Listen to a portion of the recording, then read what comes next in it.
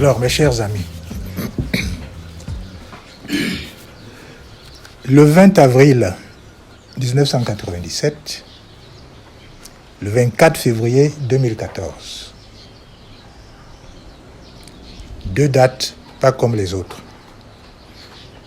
C'est pour cela que j'ai cru utile aujourd'hui de vous les faire revisiter et à travers vous la nation entière au moment où notre pays, dans une angoisse particulière, doute de son propre destin. Vous savez, dans l'impermanence, le temps fuit dans l'irréalité, nos consciences limitées ne parvenant pas spontanément à le saisir. Car le temps est cette image essentiellement mobile de l'immobile éternité. Et pourtant, de temps en temps, dans de rares occasions, l'homme réussit à l'imprégner d'actes tout aussi intemporels, mais puissants, dont la résonance peut se perpétuer au plus profond des consciences. Hier encore, c'est comme aujourd'hui. Le 20 avril 1997, un jour pas comme les autres. Une démission d'un gouvernement assortie d'une déclaration de candidature à l'élection présidentielle créait un véritable séisme sociopolitique.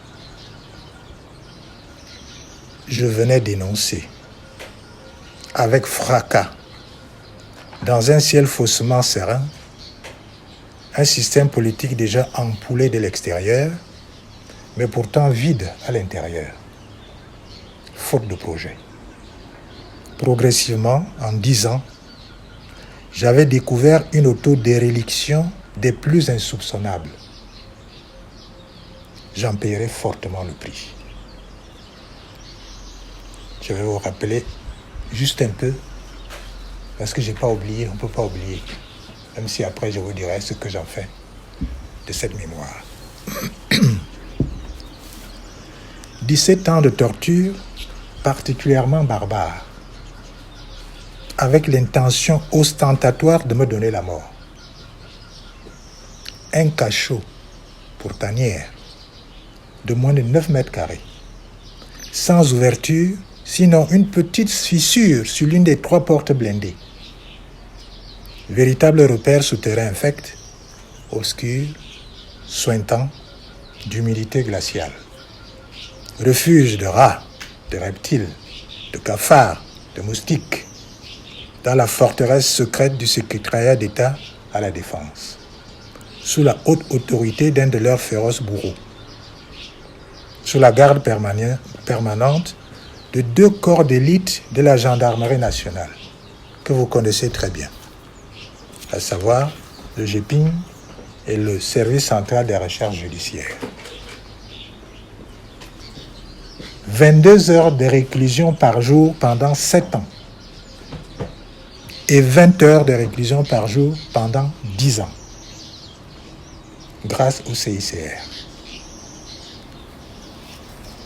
J'aurai en même temps l'honneur de découvrir l'aspect le plus basochien de notre pouvoir judiciaire et de ses annexes que vous connaissez tous jusqu'à aujourd'hui. Passeport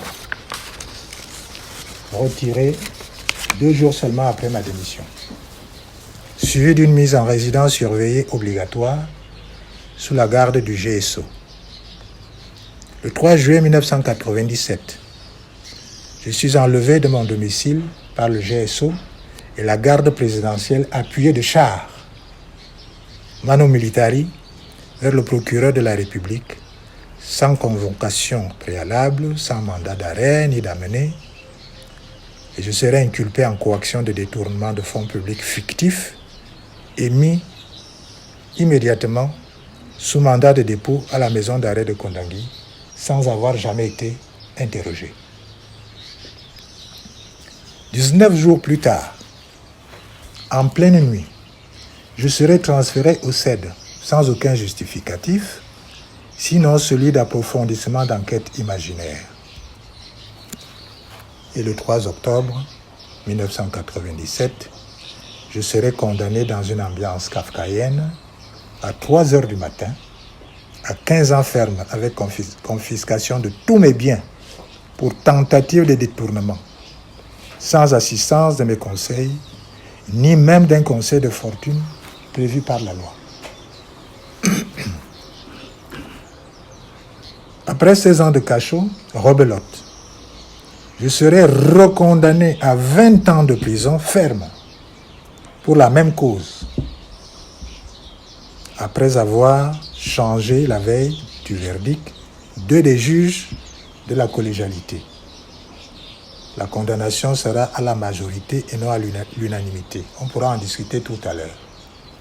La suite, c'est sans commentaire. 18 février 2014. Un décret présidentiel tout aussi alambiqué parce que truffé de grossières erreurs que la saga tragique que je venais de vivre venait ordonner ma sortie de la caverne de la mort. Enfin, 24 février 2014, je recours à la lumière du jour de citoyen. Mais mes chers amis, j'ai pardonné. Libéré par moi-même depuis fort longtemps du joug mortifère de mes bourreaux. Je me suis libéré moi-même. Eh bien, c'est ce qui me permet aujourd'hui de venir échanger avec vous, chers amis, sans acrimonie aucune, des problèmes qui taraudent tout simplement notre pays. Alors aujourd'hui, le temps a inexorablement empiré la situation que j'ai dénoncée il y a 25 ans. Tenez, l'affadissement des institutions républicaines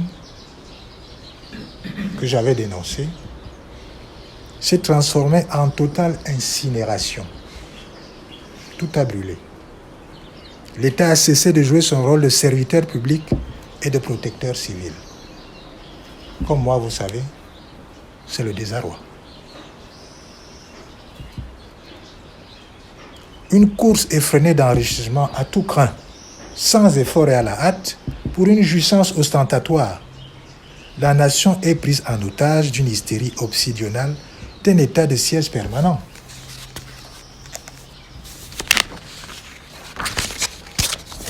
Une corruption désormais endémique. Mais ce qui nous blesse le plus, c'est qu'elle se passe dans une impunité déconcertante. C'est un véritable ballet symphonique de morceaux choisis, de ces milliardaires improvisés qui plongent la nation dans une profonde déliquescence. Mon Dieu! Mais alors, pour ce qui vous concerne, mes chers amis, si je vous ai appelé, c'est parce que je dénote une logorée médiatique permanente, étourdissante, voire fastidieuse, embarrassant les consciences de futilité, tout en occultant avec grossièreté ce que j'appelle un apolitisme expiatoire de désespoir généralisé.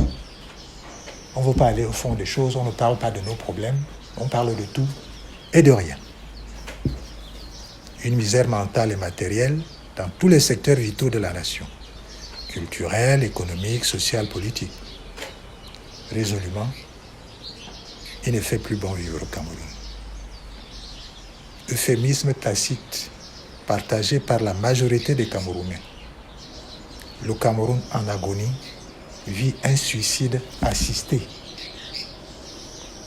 Enfin, une regrettable, abominable, interminable guerre civile fratricide, induite maladroitement par notre incapacité d'assimiler, d'harmoniser des notions essentielles d'unité et de diversité.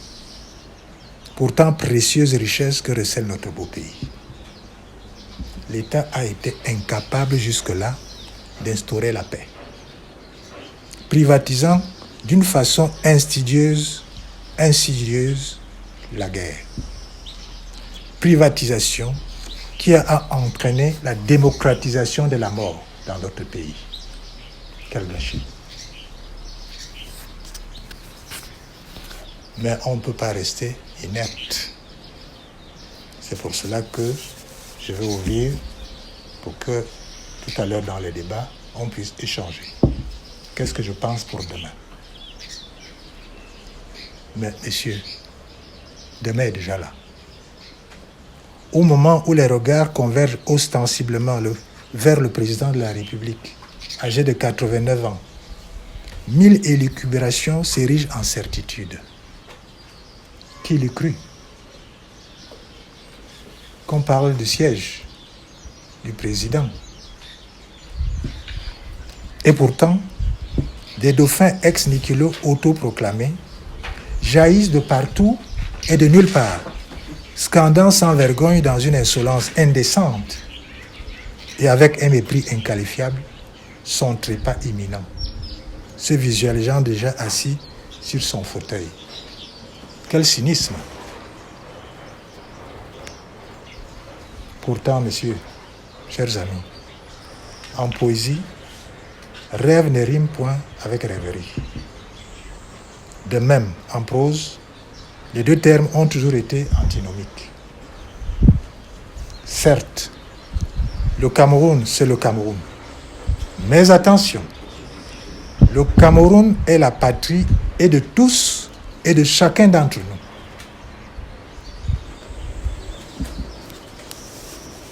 À la fin, en patriote et républicain, mon message vient s'adresser à tous nos concitoyens, en particulier à la jeunesse qui occupe une place de choix, toujours dans mes luttes politiques et sociales. Je dis ceci.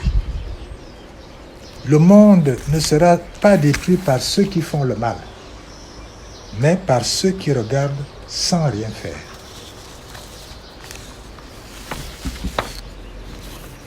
La jeunesse n'est ni bonne ni mauvaise. Elle est à l'image de son temps et de sa société. La jeunesse, en effet, incarne l'avenir, mais pour ce qui est de l'avenir, il ne s'agit pas de le prévoir en devin, mais il s'agit tout simplement de le rendre possible. C'est ce que nous essayons de faire en permanence, sans violence, mais avec détermination et discernement. Mon rêve pour mon pays demeure le même, aujourd'hui qu'il y a 25 ans.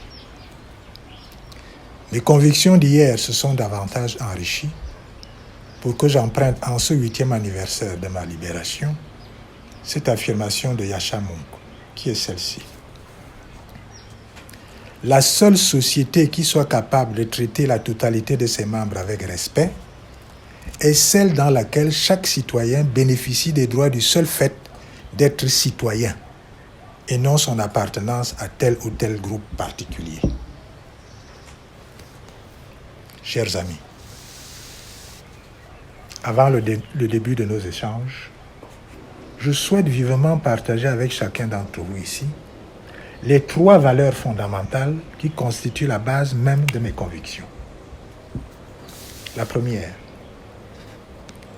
ma référence permanente aux valeurs humaines universelles, telles que la dignité de soi, le respect de l'autre. C'est la raison pour laquelle je n'ai jamais été résigné, malgré tout ce que j'ai vécu et enduré. La deuxième, mes origines sociales, qui sont des origines modestes. Elles me prédisposent spontanément à la solidarité, au partage. Avec beaucoup de fierté, je suis un enfant de Nouvelle. J'ai transféré cette disponibilité aussi bien à ma profession qu'à mes activités politiques. C'est la raison pour laquelle le problème du sud-ouest et du nord-ouest de notre pays me préoccupe particulièrement. Troisième valeur, c'est le travail bien fait et la discipline qui font partie du répertoire de ma vie quotidienne. C'est la raison pour laquelle je demeure inlassablement actif, comme vous voyez, aussi bien en politique que dans la vie de tous les jours. sans obstination, mais avec lucidité, avec beaucoup de sérénité.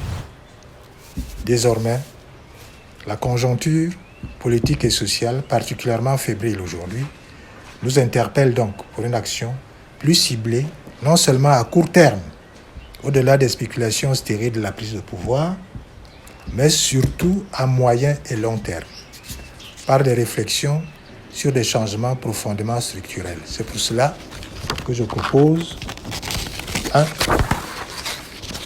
travers le CAP, Cercle d'analyse politique et économique, un bulletin trimestriel.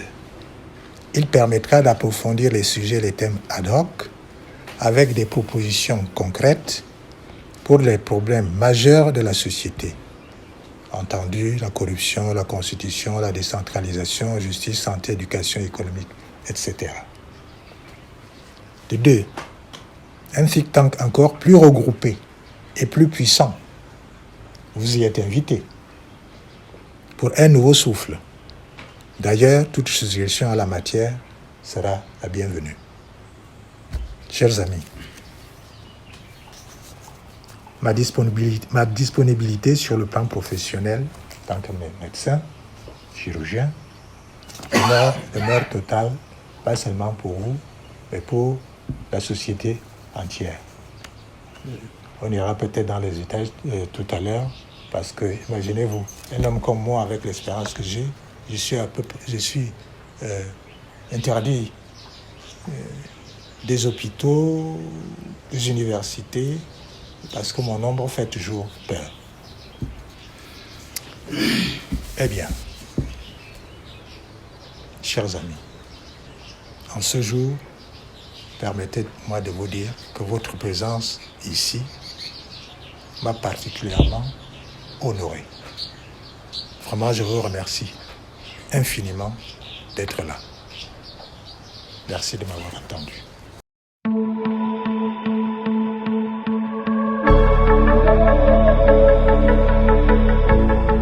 Souhaitez-vous faire vos études collégiales ou universitaires au Canada? C'est le moment de faire les demandes d'admission. Dans la plupart des écoles et universités canadiennes, la période d'admission se termine en fin février. Que vous soyez élève souhaitant obtenir son diplôme d'études secondaires au Canada, élève en classe de terminale et candidat au bac, étudiant universitaire voulant poursuivre ses études supérieures au Canada, Sarconi Immigration vous assistera dans votre projet d'études. Contactez-nous dès maintenant pour concrétiser ce rêve que vous avez d'étudier au Canada.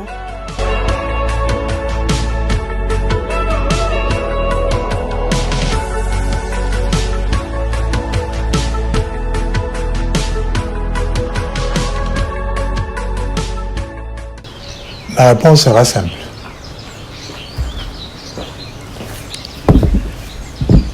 Ne vous imaginez pas un seul instant que la succession ne me préoccupe pas.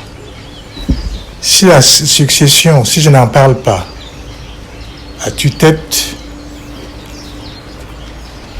c'est tout simplement parce que la succession est un aboutissement d'un parcours que nous vivons. Alors, comme vous avez vu, j'ai fustigé ceux qui aujourd'hui se positionnent déjà d'une façon grossière pour prendre le siège du président de la République. Je l'ai dit d'une façon claire il y a 25 ans, que je démissionnais, pas seulement, mais que j'étais candidat à la présidence de la République. C'est ça qui m'a valu, c'est-à-dire la transition depuis ce temps-là. C'est ma première préoccupation. Mais les Camerounais considèrent que la préoccupation, c'est s'installer au pouvoir. Quand je parle de démocratie, il s'agit de cette préoccupation. C'est-à-dire qu'il faut que le Cameroun, aujourd'hui, se prépare sans souhaiter la mort du président de la République. Je suis un médecin. Je ne peux pas dire souhaiter la mort de quelqu'un. C'est d'ailleurs indécent. Mais parler de la succession ne signifie pas dire que je me positionne pour être président. Je l'ai dit et je le répète. Tout ce que je fais là, c'est en préparation de l'alternance. Sinon, ça ne servirait absolument à rien. Mais la préoccupation, pour qu'il y ait cette alternance-là, il faut que les Camerounais prennent conscience d'un certain nombre de problèmes. Elle ne va pas se faire par un individu. Si bien que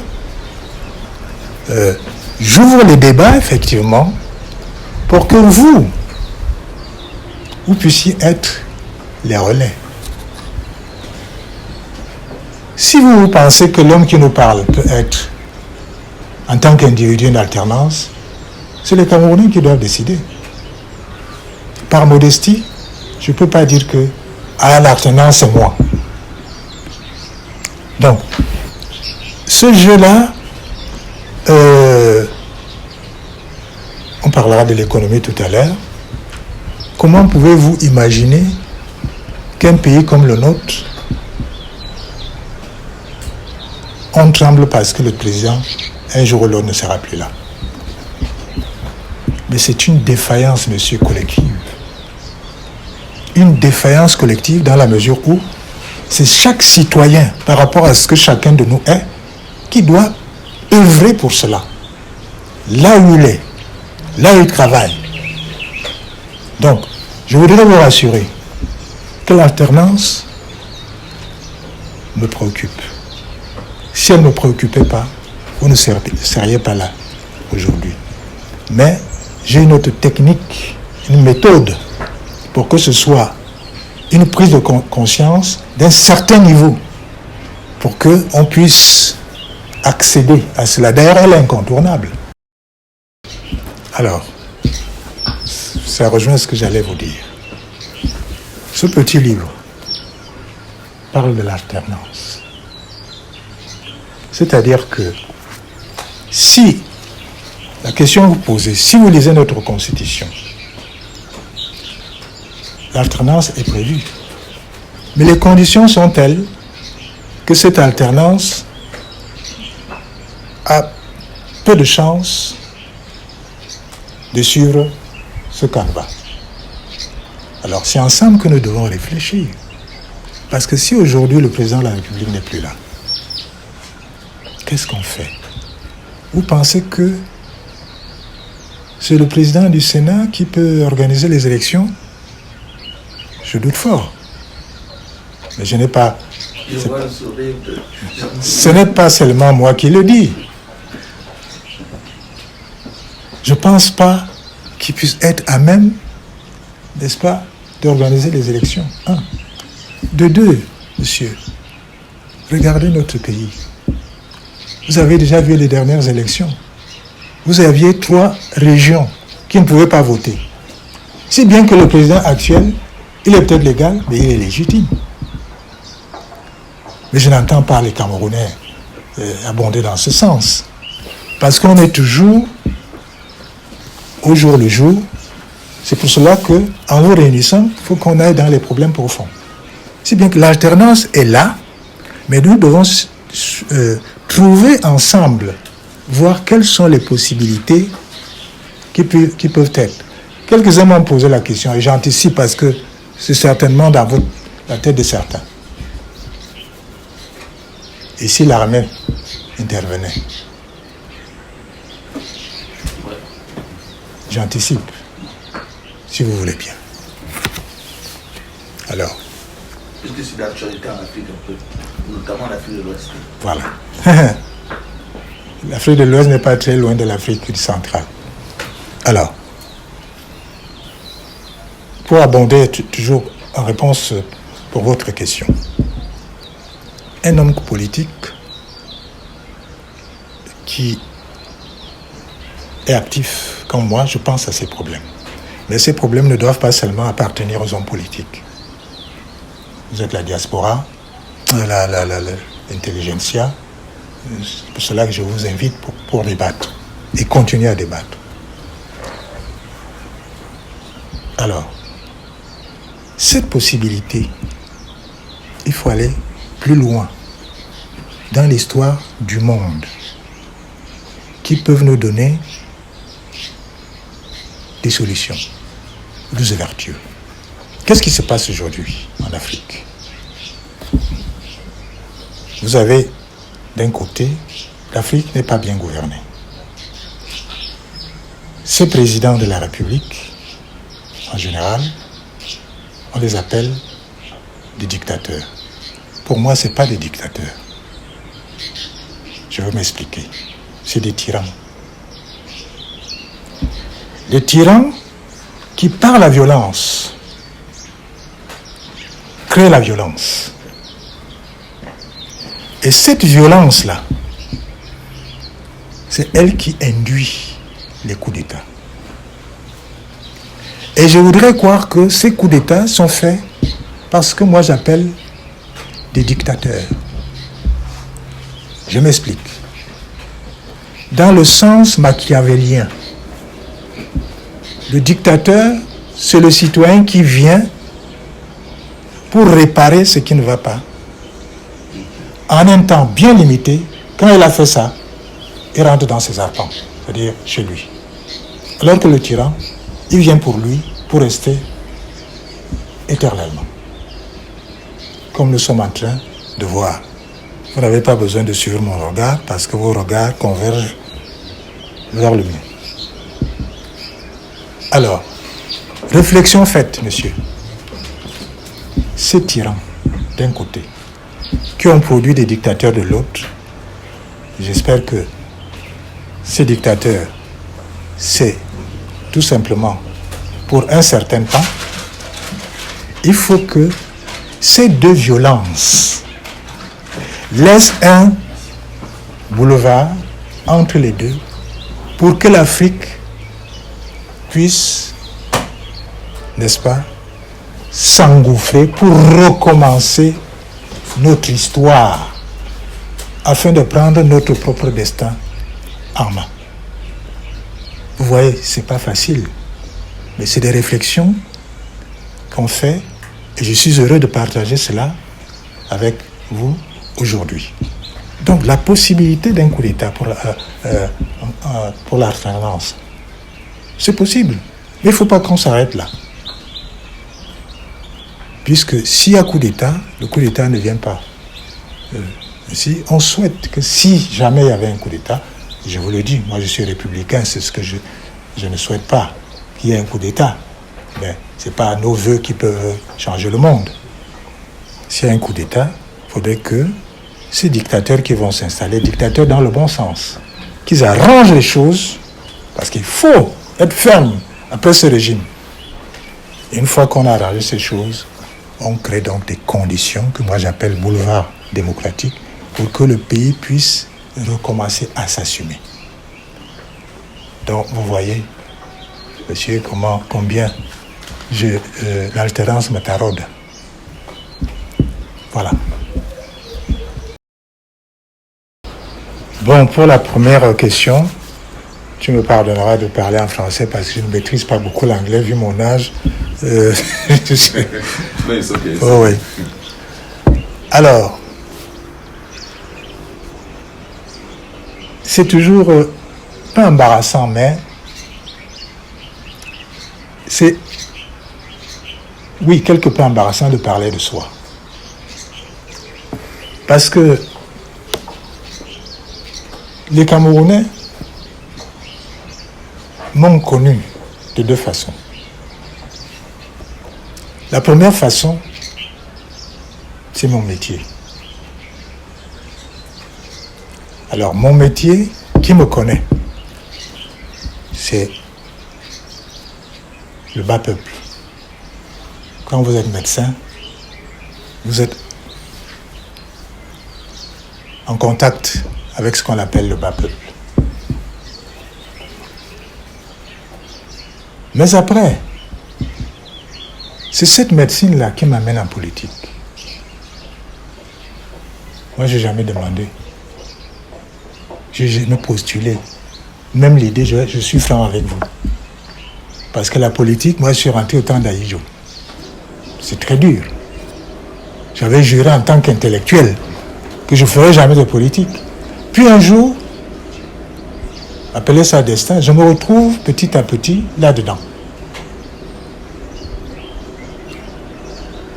J'ai raconté un peu comment j'ai rencontré le président Paul Biya, alors Premier ministre. Bon. Un jeune intellectuel, un jeune technicien. J'étais honoré. Puis je me retrouve en politique. Quand on dit politique, entre guillemets, je me trouve dans le milieu que je ne connais pas. C'est pour cela que je commence à apprendre les gestes, les mouvements. Il fallait être très prudent, il fallait. Et puis, j'ai résisté à la déchirure parce que je ne voulais pas abandonner ma profession. Que d'ailleurs, je n'ai jamais abandonné. Que vous le sachiez. Alors, quand je me retrouve dedans, je suis moi-même. C'est-à-dire, je ne fais jamais rien que ma conscience m'autorise de faire. Mais le milieu est tellement compliqué que je me suis retrouvé 4, 5, 6 ans dedans. Et j'ai commencé à voir que pour mes convictions, ce n'est pas ça.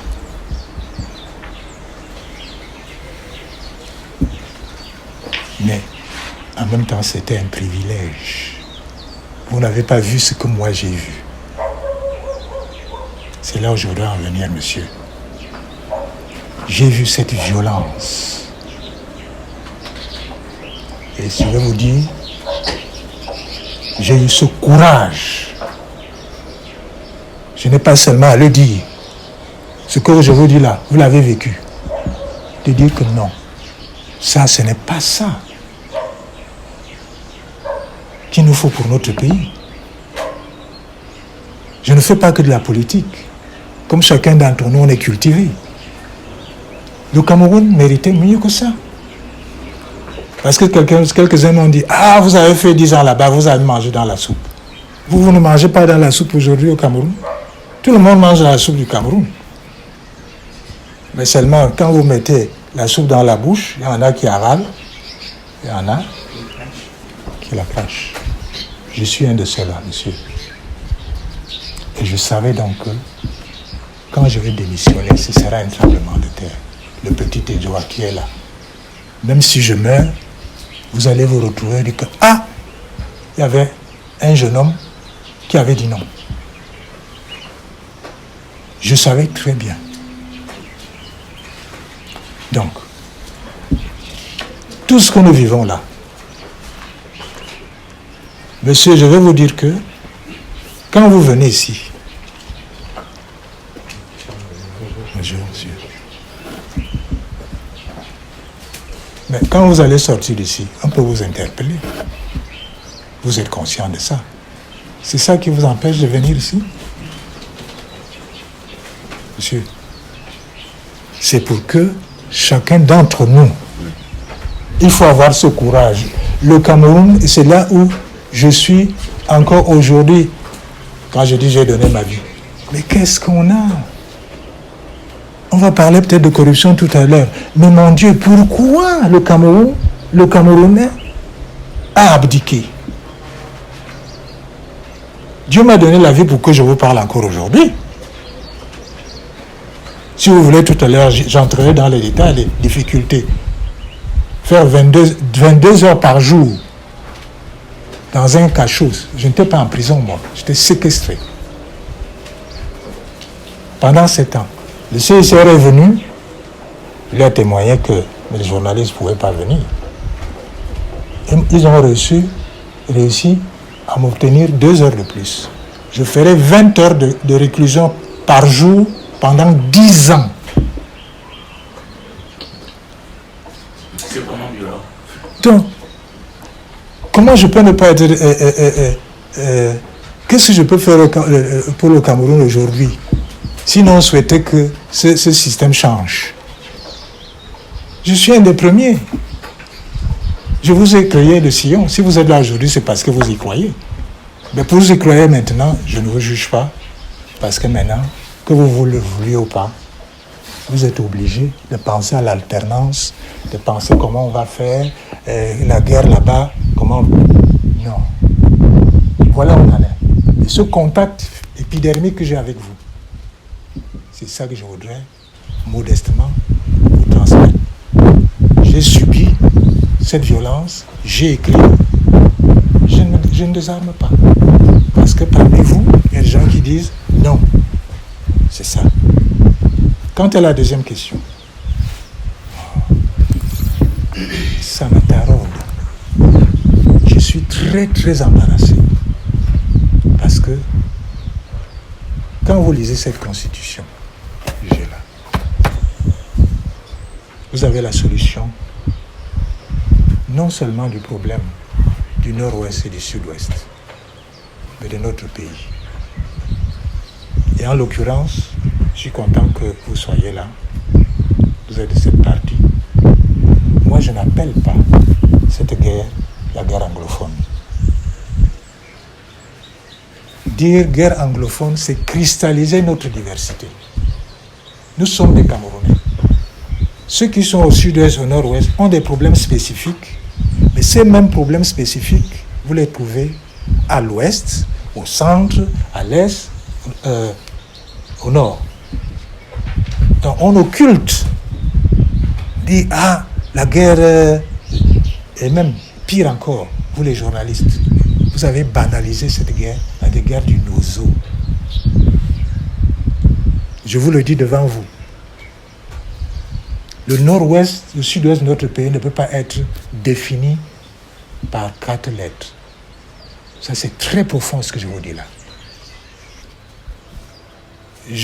Pour donner la parole aussi aux autres, je vous donne la référence dans ce livre où je parle de ce problème en reprenant toute l'histoire de notre pays d'une façon succincte. Vous allez voir là où on a péché. Mais à la fin, je dis, si moi j'étais du côté, et je parle de culture, entre guillemets, anglophone, je dis, mais enfin, regardez la hiérarchie du pouvoir. Le président de la République, il est francophone. Le président du Sénat, il est francophone. Le président de l'Assemblée nationale, il est francophone. Le président du Conseil économique et social, il est francophone. Le président de la Cour suprême, il est francophone. Le président du Conseil constitutionnel, il est francophone. Mais écoutez, dans ma rébellion d'enfant de Nouvelle, je vous dirais, monsieur, foutez-moi la paix, gentiment. Mais il faut revoir tout ça, monsieur. C'est ça l'alternance. C'est des problèmes comme ça qu'on devra résoudre. Il n'y a pas un autre moyen.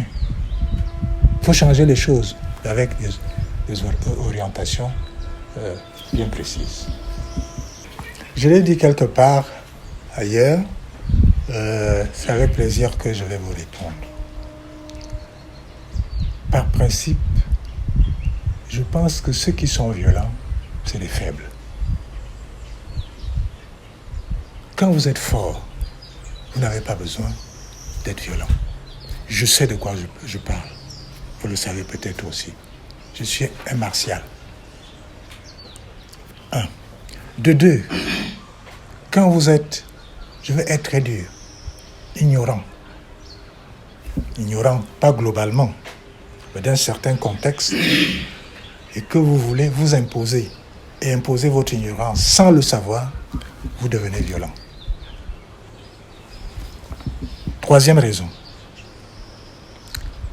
c'est cette philosophie du matériel qui domine. C'est-à-dire, vous voulez être fort en confondant ce qu'on appelle force et puissance. Ce n'est pas la même chose. Donc, c'est des gens statiques qui, dans leur statisme, veulent montrer qu'ils sont forts. Et quand j'ai dit ignorance, c'est l'ignorance par rapport à un minimum de valeurs humaines. Comment vous pouvez penser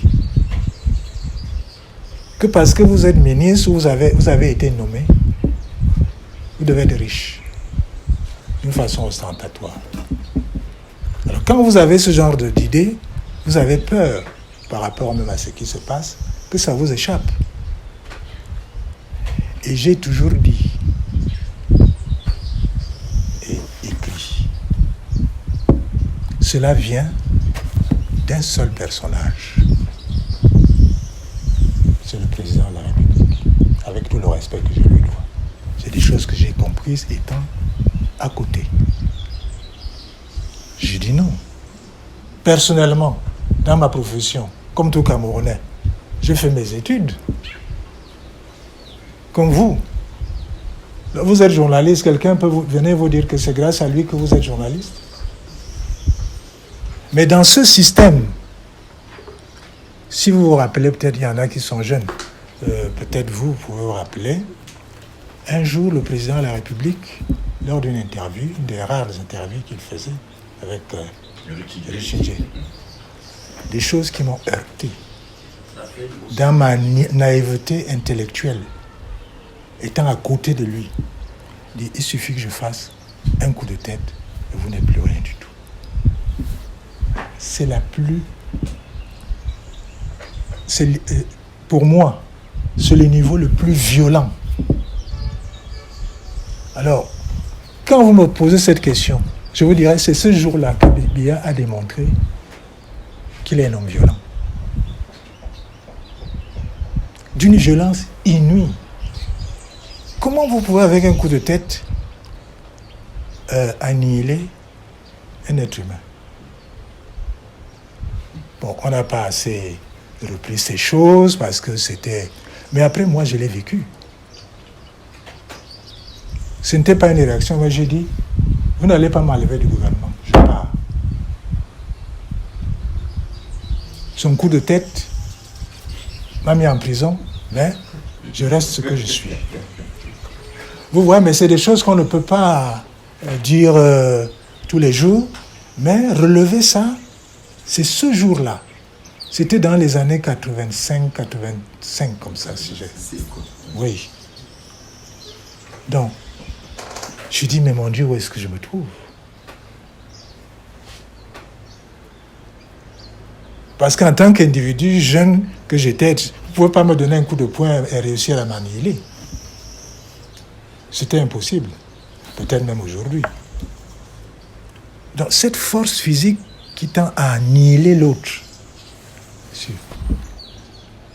c'est ça que j'appelle les valeurs humaines essentielles qu'il faut réapprendre non seulement à notre jeunesse, mais à tout le monde.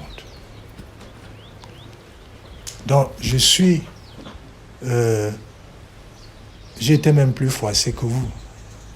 C'est ce genre de choses qui, mises les unes après les autres, m'ont fait cracher dans la soupe, comme vous disiez dans le temps. Ma soupe était très amère. Entre ce que je raconte là et celui qui dit qu'il est la créature, bon, il assume ce qu'il dit. Mais à notre temps, ce n'était pas une évidence. Parce que quand Biya est devenu président de la République, je vous assure, nous les jeunes intellectuels, on était heureux, même si on n'allait pas dans ces choses-là. Parce que le régime d'avant, c'était dur, hein, que vous n'avez pas connu. C'est très dur. Donc, quand il arrive, quelqu'un, il est universitaire, il a fait le droit, mais alors quand on se retrouve dedans, pour une raison ou pour une autre, mais je suis allé dedans avec toute ma conscience, comme je vous parle aujourd'hui. Quand j'écris là que mes convictions sont restées les mêmes. Mais j'ai aujourd'hui 77 ans. Je suis allé en politique, j'avais 32, 33 ans. elles sont restées les mêmes. Ce n'était pas une évidence. Je dis, comment il peut dire un truc comme ça? Alors qu'on a bavardé hier pour voir comment on peut résoudre tel problème, comment on peut... Ça vous fait tiquer. Donc, pour celui aujourd'hui qui dit qu'il est la créature, moi, j'aime pas parler des absents. Ça le regarde, il assume, mais là où vous êtes assis, je vous considère comme des citoyens qui méritent le respect. Et même ceux qui ne sont pas là, même ceux qui sont contre nous, ils sont libres de penser. Ils ne doivent pas penser comme nous. Je les respecte. Mais attention, il faut aussi respecter les autres. Et chacun de nous doit être capable de défendre, n'est-ce pas, sa propre façon d'être. Et alors, c'est ce qui me déçoit un peu aujourd'hui au Cameroun. Vous allez peut-être parler de la corruption tout à l'heure. Le Cameroun a démissionné. Et je réitère, à vous voir là, merci pour votre courage, parce que l'hélicoptère est passé hier soir, machin, comme ils savent que c'est le 8e anniversaire. Vous voyez encore les choses comme ça. On en est encore là. Et quand je suis avec vous comme ça, mais pour moi, c'est un triomphe. Un triomphe. Je suis heureux parce qu'il y a des Camerounais qui vont au-delà de ça. La question que vous posez,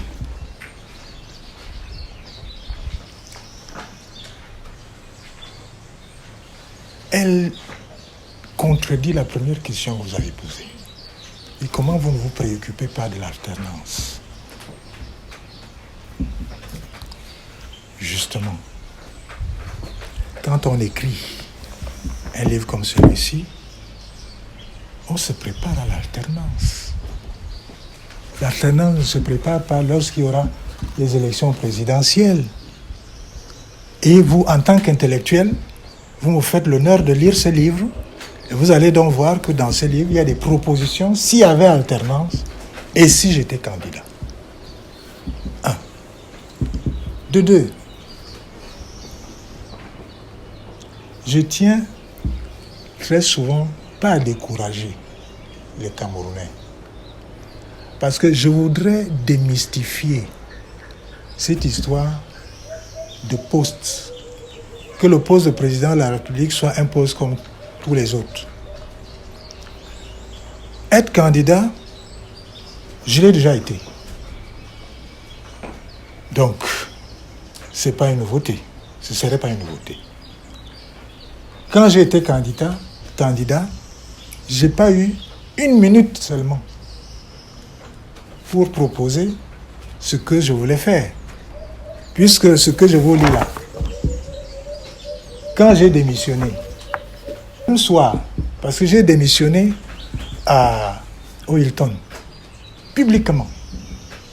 Bon, les journalistes, je vous ai pris un peu aussi, vous ne saviez pas que j'allais démissionner. Je suis venu, mais j'étais seul. Mon épouse n'était pas là. J'ai dit, je ne vais pas dormir ici.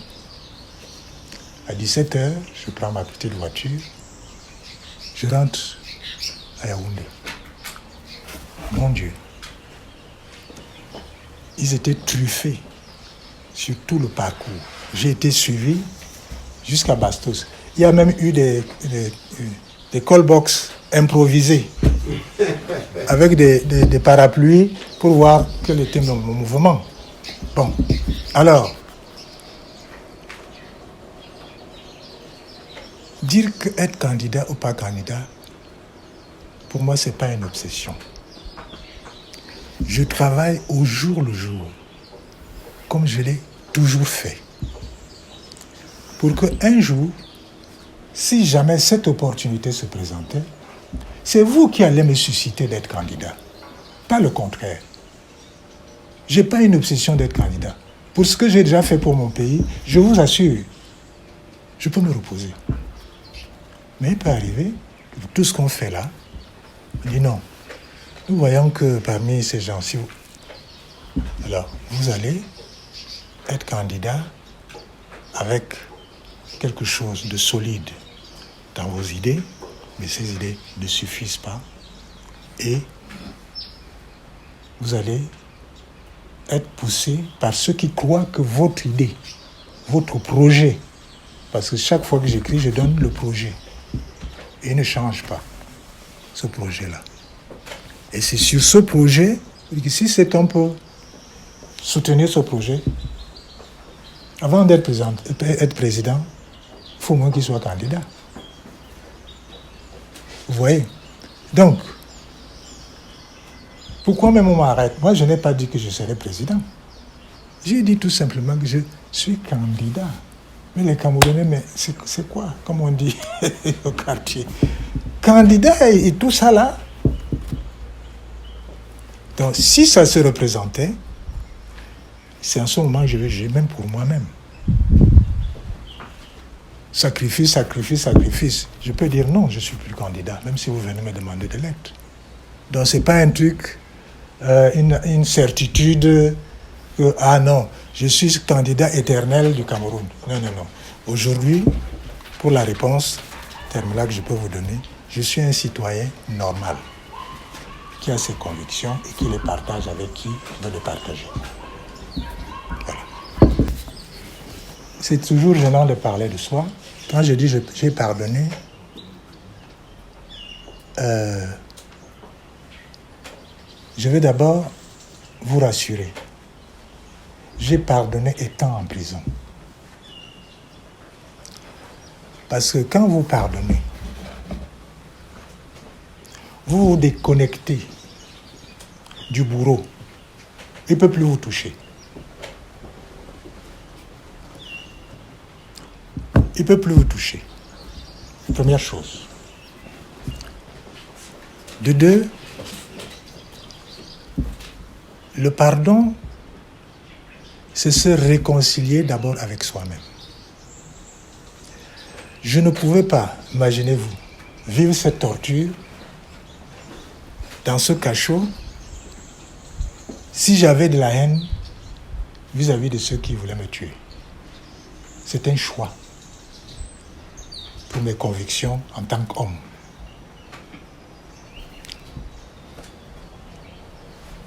Mais ce pardon, malheureusement par rapport à ce qu'on dit, il faut pardonner et oublier. C'est faux.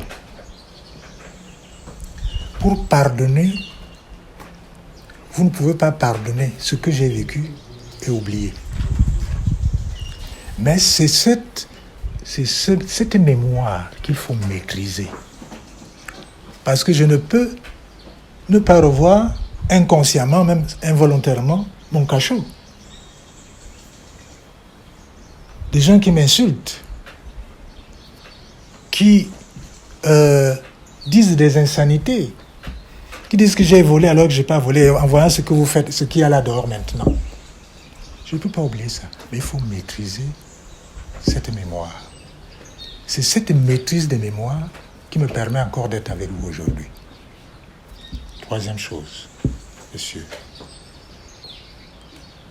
Suis-je un homme? Suis-je un Camerounais ou pas? Ce n'est pas parce que j'ai pardonné qu'il ne doit pas être puni. Mais pour moi, à ce moment, ce n'est pas la priorité. Non, ce sera utile. Mais pour moi, ce n'est pas le moment. C'est-à-dire, je décide, moi, de demander cela. Ce n'est pas automatique. C'est-à-dire que le moment viendra où cette réparation-là devra se faire. Ils doivent rendre compte. Je ne veux pas entrer dans les détails aussi. Pourquoi? Parce que, monsieur, je vais vous dire une chose. Ce n'est pas seulement vis-à-vis de la prison. Je suis un fonctionnaire de l'État. J'ai été embastillé. J'ai eu mon salaire coupé, indûment. Je n'ai jamais été mis en retraite. Ça n'a rien à voir avec la politique. Ça, c'est tout simplement administratif. Pourquoi vous ne voulez pas reconnaître que je suis un fonctionnaire qui a le droit à la retraite et je suis fier d'être en retraite? Exemple. Donc, chacun joue comme il pense. C'est-à-dire que ce que M. Atangana fait, moi je vois qu'il fait ce qu'il pense bien de faire. Pour le moment, je ne le fais pas encore. Je dis encore. Ça ne veut pas dire que les impunis, ils sont là, ils dansent. Hein, il y en a même qui, sans me voir aussi par vos... Parce qu'ils disent qu'il y en a qui disaient que je suis aveugle. Et que je ne vois plus. Je crois que je vous vois tous.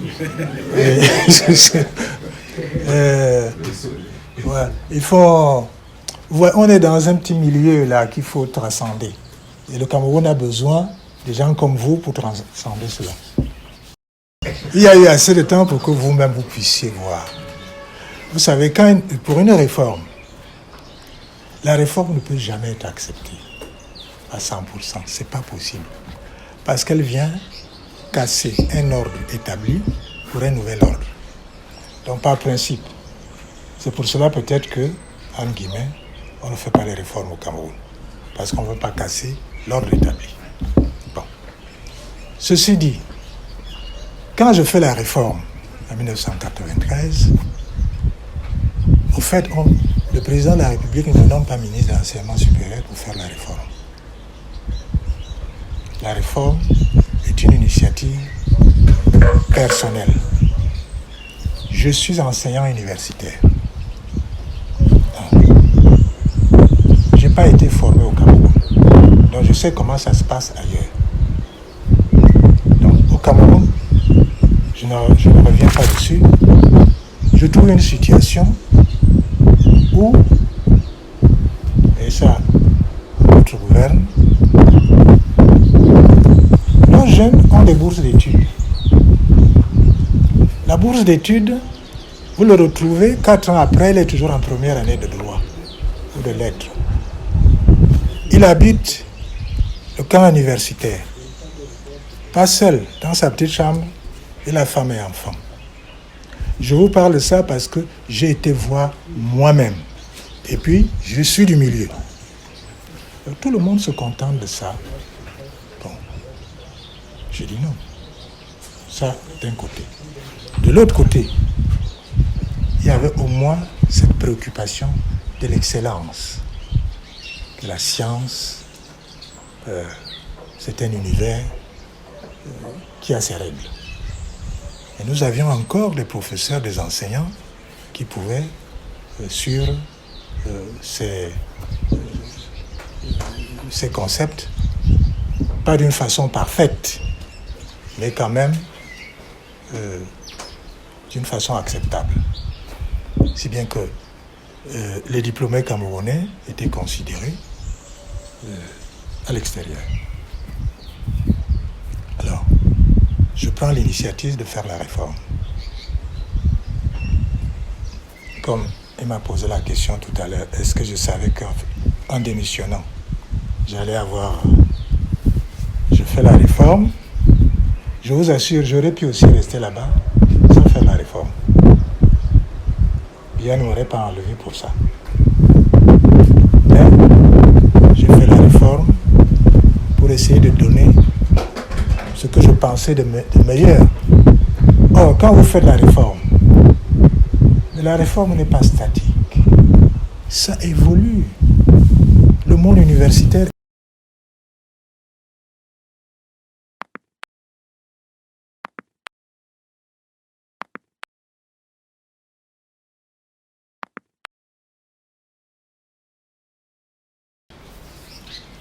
J'ai encaissé les coûts pour avoir fait une réforme.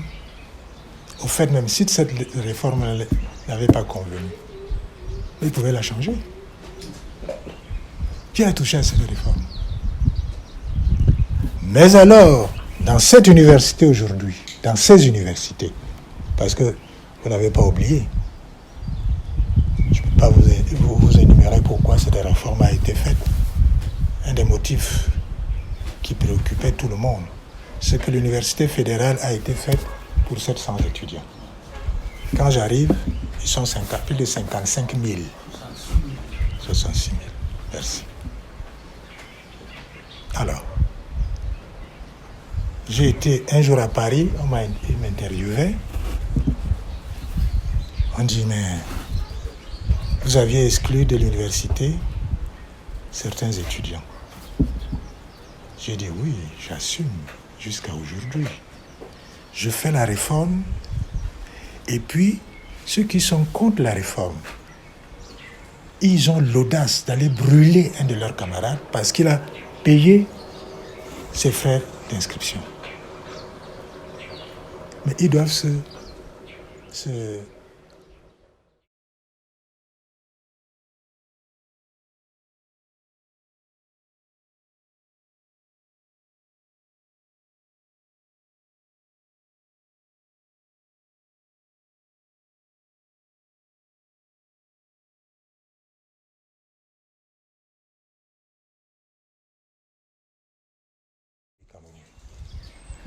Alors, ils ont gardé rancœur quand je parle d'acrimonie. Du fond de ma cellule, j'écoute les radios. Un qui dit, bien fait pour lui, il nous a fait ceci. Je dis, voilà, il n'a rien compris. Moi, je suis en prison pour lui. Mais ça, pas seulement pour lui, mais aussi pour les autres.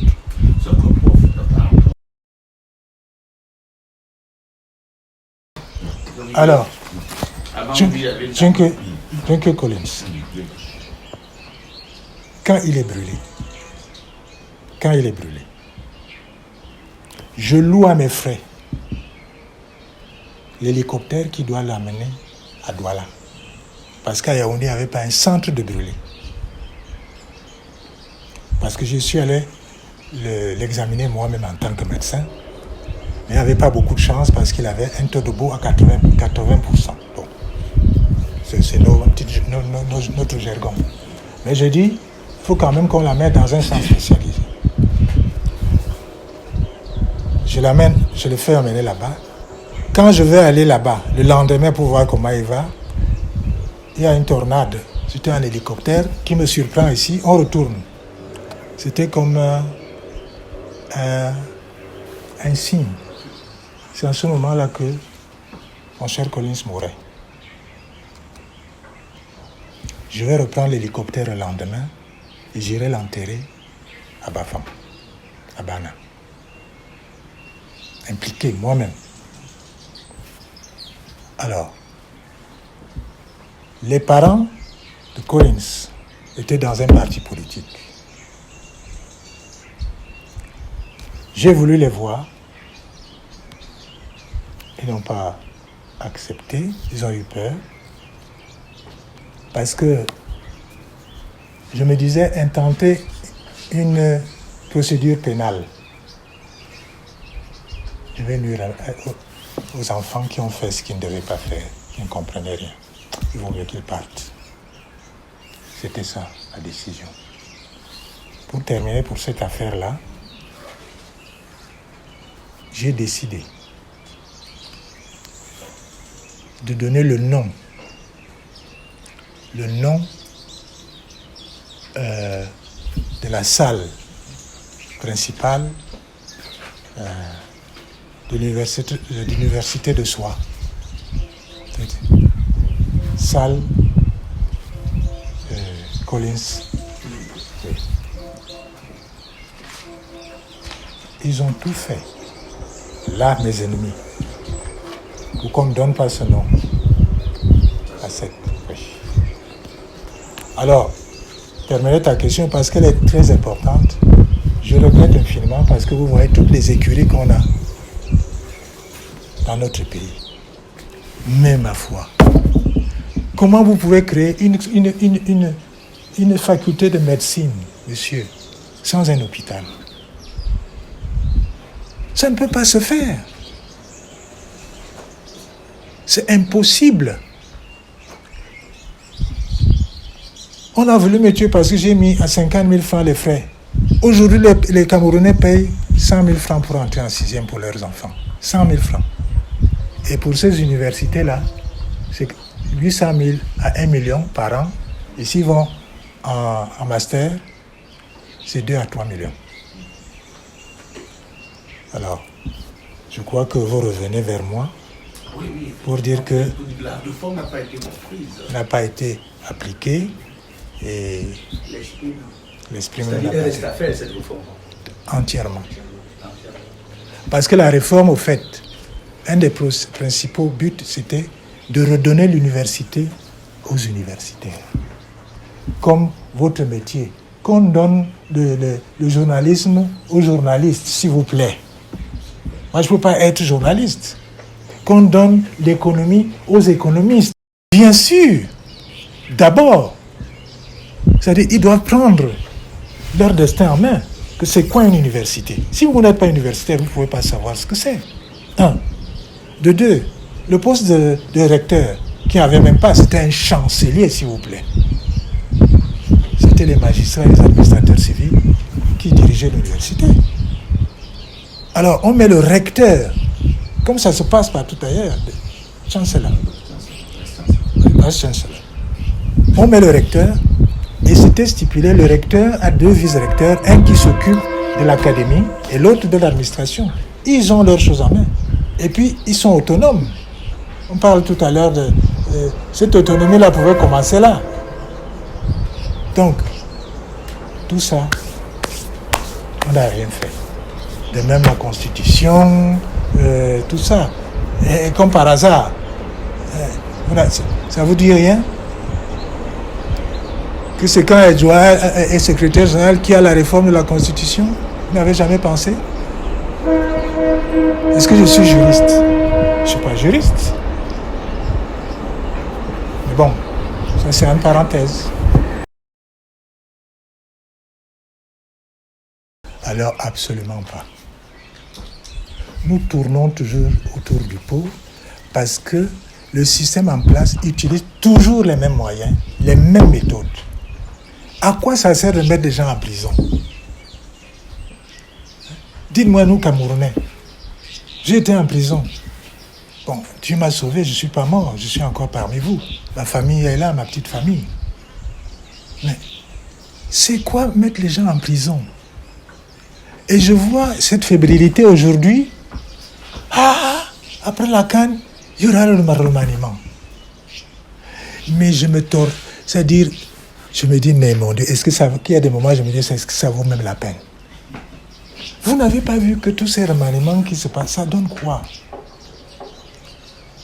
Le Cameroun n'a pas besoin de ça en urgence pour le remaniement. Parce que quand on parle de remaniement, ils en font tous les jours. Hein. Même vous les journalistes, vous en faites. Dis, mon oncle peut peut-être être ministre de l'enseignement supérieur. Ce n'est pas basé sur de la science politique. De quoi a besoin aujourd'hui le Cameroun? Si le président de la République, moi en tant qu'homme politique, voulait faire des changements, on ne fait pas des changements n'importe quand. Ça peut être un moment idoine. Alors là, il frappe le coup. Il choisit parce que il y a tellement de domaines. On parle de la CAN. La plupart d'entre nous, si on ne fait pas de sport, au moins on a joué au football en tant qu'enfant et tout ça. Mais comment voulez-vous que vous organisiez même la CAN, vous n'avez pas de championnat, monsieur? Il n'y a pas de championnat. Moi, je félicite les enfants qui ont joué. Ils sont arrivés même... Pour moi, ils étaient la meilleure équipe parce que revenir sur 3-0, parce que je ne les connais pas tous, mais bravo les gars. Vous ne jouez jamais ensemble. Donc, alors, pour répondre à cette question, c'est absolument ce qu'il ne faut pas faire, moi en tant qu'homme politique. Et puis, deuxièmement, le Camerounais n'a pas assez appris. Pourquoi vous vous réjouissez qu'on mette quelqu'un en prison? Parce qu'il a volé. Déjà, il est mis en prison, il ne rembourse pas. Ça sert à quoi? La CAN, ce n'est pas c'est la CAN. Ces gens qui ont détourné la CAN, ils ont même détourné ailleurs. Ils ont même été promus. Moi, je ne vais pas citer les contemporains ici. Des ministres, ils sont devenus ministres d'État. En politique, ça veut dire que vous avez été promu. Mais monsieur, mais je suis content que ces choses-là, quand je parle avec vous, parce qu'il y a des moments, reculer comme je dis, est-ce que ça vaut même la peine? Comment il peut vouloir qu'on arrête les gens? Et à quelle heure? C'est pas ça la chose principale. La chose principale, c'est de remettre en ordre ce qu'il fait. Vous avez volé la loi du corps. C'est pas parce qu'il y a la canne ou pas la canne. Vous avez détourné, mais au contraire, vous n'avez pas détourné, on ne vous crée pas de problèmes. Il faut que le Camerounais soit à l'aise, qu'il ne soit pas en sursis, d'être un prisonnier en sursis alors qu'il essaie d'être un citoyen normal. C'est très simple. Très très simple. Il y a une constitution qu'on applique. Elle est supposée être au-dessus de tout le monde. Ce n'est pas une affaire personnelle. C'est l'article, je crois, c'est 66. Économiste, merci. Mais qui a déclaré ces biens? Qui a respecté la Constitution? Les mandats étaient 5 fois 2. J'ai été surpris étant dans ma cage que vous avez même changé ça. Et vous n'avez rien dit. Bon, les enfants se sont mobilisés à Douala. Vous avez vu ce qu'ils ont reçu. Et ça aussi, c'est toute une histoire. Pour arriver à 7 fois 2, monsieur. Ça a été toute une histoire. On enlève. Et j'apprends maintenant qu'il y a des soutiens, des motions de soutien que vous envoyez là-bas pour 2025. Inch'Allah. J'aimerais voir, si vous faites l'alternance, l'alternance, c'est pas la veille, hein. Ça se prépare avant. Hein. Donc moi je vois ça comme tout simplement la continuité de ne pas respecter, commençant par la loi fondamentale. D'ailleurs, tu es assez jeune pour le savoir. La Constitution, est-ce qu'elle a été appliquée? Quand est-ce que on l'a appliqué? D'abord, tout ce qu'on avait prévu à la Constitution, vous avez... ça a été dit que ça va être dit progressivement. Jusqu'à aujourd'hui. Or, dans tout ça même, il y a une antinomie. Parce que les membres du Conseil de la Cour suprême sont devenus des membres comme membres du Conseil constitutionnel. Or, dans la même Constitution, il est interdit qu'on ne peut pas avoir... Si vous êtes ministre, vous ne pouvez jamais être député en même temps. Si vous êtes du Conseil constitutionnel, vous ne pouvez pas être Cour suprême. C'est eux-mêmes. C'est passé inaperçu. Pour la première question, mais ça ne paraît même pas. C'est l'évidence. C'est l'évidence. Mais je ne regrette pas d'avoir subi ça pour les autres. Et si on avait été 2, 3, 4, je pense qu'on aurait obtenu un peu plus qu'on a obtenu aujourd'hui. Parce que tout Camerounais se dit, ah, moi, j'ai ma famille, hein. Je ne suis pas Edouard. Je ne suis pas Edouard. Comme fleur, monsieur, vous m'honorez. Mais je n'ai pas fait ça pour un honneur personnel.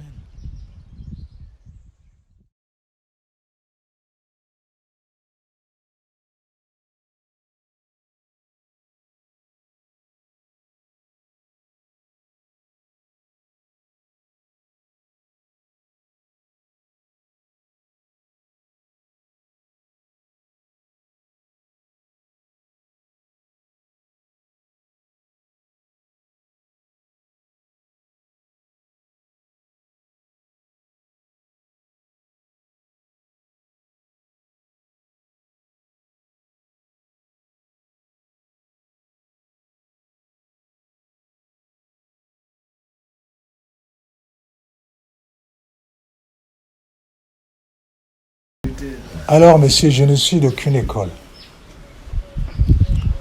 Parce que c'est ce que je dénonce. Vous allez lire ça en anglais. Il y a tout un chapitre sur la corruption. Je vous dis, la première corruption, c'est la corruption des consciences. La deuxième corruption, c'est celle de tous les jours, que nous vivons tous. Si on se met à raconter ça, on ne partira pas d'ici.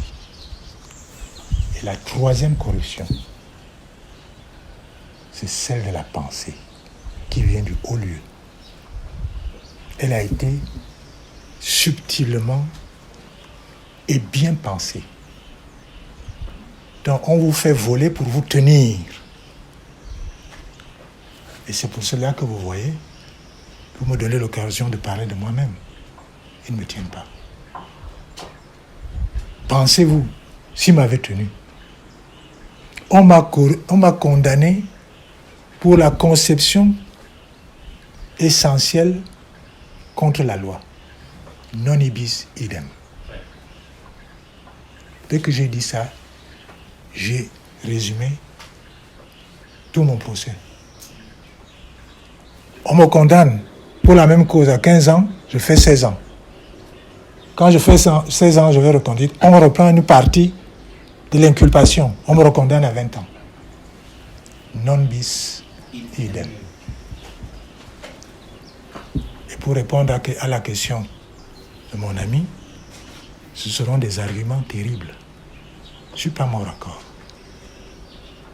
Donc, vous condamnez quelqu'un pour deux causes. Et d'ailleurs, quand vous lisez le décret qui me sort de prison, on ne sait pas, ça ne peut pas être une amnistie. Mais on ne sait pas, c'est une grâce ou c'est quoi. Dans la mesure où c'est le décret qui dit qu'il me sort parce que j'ai été condamné 2 fois pour la même cause. Donc le décret dit qu'il annule tout. Et on vous a interdit de commenter cela. Comment ça? Vous n'avez jamais commenté. Moi, j'ai entendu étant à la cellule avant de sortir, parce que le décret a été signé le 18 février. Le 20 février, le 22, la présidence de la République a interdit de commenter ce. Pourquoi pas? Mais c'est aux Camerounais de choisir. Que dit votre constitution? 120 ans, on peut être candidat. Vous commencez déjà maintenant à lui mettre des émotions de soutien. Vrai ou faux? Déjà commencé dans la lecture. Oui. Donc, alors, monsieur, c'est des débats inutiles. Le débat, c'est de l'individu que vous avez devant vous, que vous devez voir. Est-il capable de gérer encore les affaires? Vous pouvez avoir 30 ans et être incapable de gérer le Cameroun. D'ailleurs, les jeunes, parmi ceux qui volent là, vous êtes très nombreux dedans. Très, très nombreux. Donc, l'âge c'est pas ça qui doit guider le choix en tant que tel. Le candidat, il y a plusieurs cases à cocher. Il ne peut pas avoir 20 sur 20. Mais celui qui a 13 vient dans celui qui a 9. C'est un peu dans ce contexte-là. Voyez-vous. Parce que quand vous parlez de l'âge, moi j'ai 77 ans, monsieur. Mais vous croyez que je peux être... je peux avoir un complexe de mon âge, mais je suis heureux d'avoir 77 ans, de vous parler avec autant de vigueur.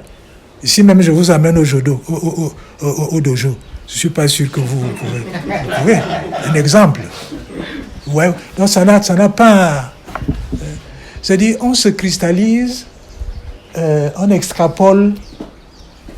Si Paul Biya pouvait nous gouverner encore, si vous trouvez que malgré son âge, il pouvait, votez-le. Mais alors, quand vous l'avez voté, vous la bouclez. C'est ça aussi l'hypocrisie du Camerounais. On est là entre nous, mais quand vous allez dans les salons, Biya a fait ceci.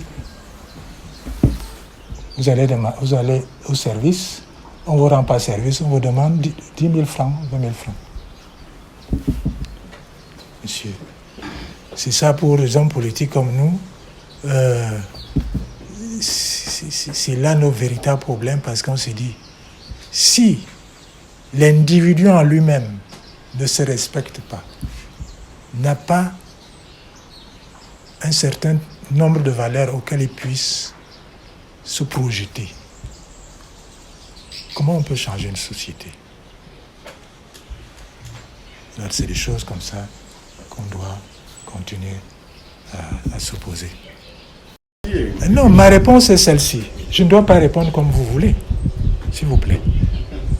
C'est pas parce que je vous ai invité que moi je dois m'adapter à vous. Bon, ceci dit. Quand... C'est du ponce-pilatisme. Non! Si à 77 ans, je peux encore être candidat. Parce que demain, vous allez dire, je dois 77 ans, qu'est-ce qu'il vient faire? Là, je ne m'autorise pas. Si je suis même honnête envers moi-même, je vous dis que je ne peux pas. Monsieur. Et si vous décidez alors que je ne peux pas, votez contre.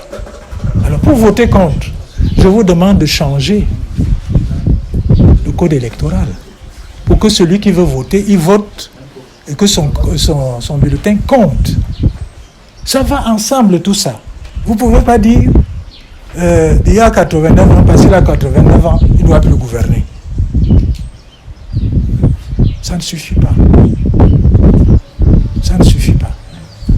Moi, je ne voterai pas Paul Biya, pas parce qu'il a 89 ans, je vous dis donc, c'est parce qu'il ne gouverne pas par rapport à mes convictions. Ça doit être comme ça, je suppose, pour tout le monde. Ce n'est pas un ponce-pilatisme. Monsieur, ponce-pilatisme, je démissionne. J'ai 50 ans. Parce qu'un journaliste m'a posé cette question-là. Quand vous dites, je ne suis pas un ponce-pilate. J'assume le fait même qu'on soit là. Mais monsieur, pourquoi je vous honore et vous m'honorez? Mais le système ne souhaite pas que vous soyez ici assis pour qu'on débatte des problèmes qui nous concernent, nous tous, les Camerounais. Alors, comment vous pouvez lancer un mot comme ça, ponce-pilatisme? Ça, c'est gros, ça. Parce que je dis ça, parce que comme vous écrivez, je voudrais que vous soyez convaincus que je ne suis pas un ponce-pilate. En tout cas, j'ai la réponse à ma question. Non, ça c'est des débats, même intellectuels, c'est très intéressant de les faire. Au Cameroun, c'est difficile qu'on puisse les faire de cette façon, hélas. Alors, c'est très simple. Ça a été un débat ouvert. On s'est échangé. L'occasion était la bonne. Et pour moi, c'est la joie. Elle est multiple. Parce que j'ai vu des visages que je ne connaissais pas. Mais j'ai vu aussi des caciques. Parce que le monsieur que vous voyez là, Jean Materne, c'est un ami, un frère. Je tiens à te remercier d'être là. Parce que ça, c'est des gens, quand j'ai démissionné, qui n'ont pas eu peur pour défendre, pas seulement l'homme que j'étais, mais les idées que je faisais. Je vois Valentin, s'il est là assis à ma droite, c'est pas un hasard. Il a tenu bon. Et je te remercie infiniment. Et à vous tous, je vous encourage, parce que ce que nous faisons est d'une importance extraordinairement positive. Les jeunes qui viennent, parmi les jeunes qui viennent, vous voyez qu'il y a un jeune qui est là, c'est Jean Bruno. Jean Bruno m'a interviewé une fois. Après ça, il a eu tous les problèmes qu'il a eus. Je ne lui ai jamais dit. Je sais que c'est pour ça. Et je voudrais honorer vraiment ta fidélité.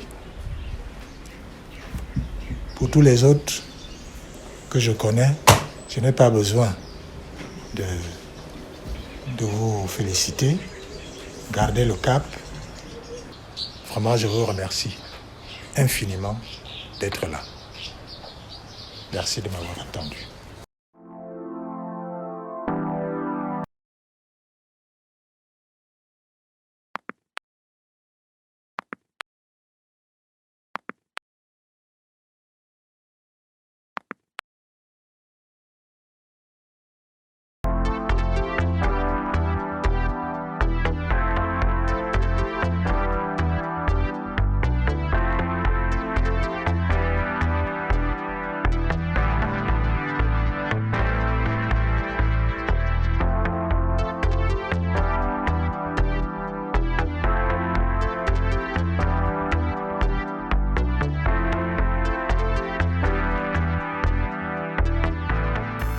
Hotel le Quai d'Orsay. Better than what you imagine.